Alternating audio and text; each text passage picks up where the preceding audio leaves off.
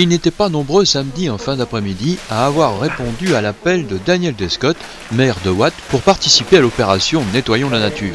Il en faut toutefois plus pour décourager monsieur le maire. On s'est encore retrouvé 10, 12 et une fois on a eu une grosse opération, donc c'était au mois d'août si je ne me trompe pas. Début juillet. Ouais, au début juillet. On a eu le renfort des scouts de France, ils sont arrivés à 50.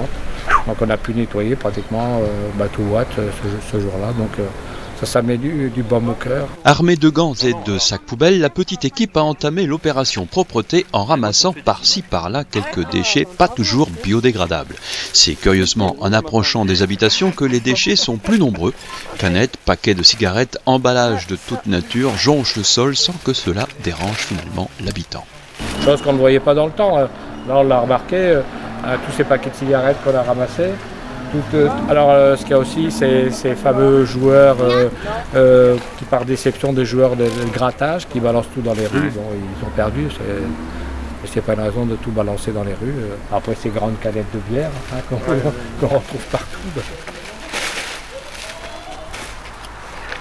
C'est bientôt la fin de Cette séance de ramassage de détritus est aussi l'occasion d'une promenade à travers Watt, qui est une commune rurale bien agréable à arpenter à pied, sitôt qu'on veut bien y voir plus vert. Je crois que le premier qui doit montrer l'exemple, c'est le maire. Donc, je ne sais pas ce que c'est de jeter un papier dans les rues, je ne peux pas comprendre. Peut-être y a-t-il à sensibiliser un peu plus encore les habitants à garder leur environnement de vie propre, à respecter un peu plus la voie publique qu'ils partagent. Pendant cette promenade de nettoyage, les enfants croisés sur le chemin ne semblaient pas vraiment concernés par ce défaut de propreté qui, s'ils ne l'ont pas encore hérité, risque bien de l'hériter des adultes simplement par mimétisme. Je sais que dans toutes les écoles, il y a un effort qui est fait de ce côté-là, à sensibiliser les enfants. On a le centre socio-culturel aussi qui sensibilise leurs adhérents. Donc il y a une sensibilisation un petit peu partout.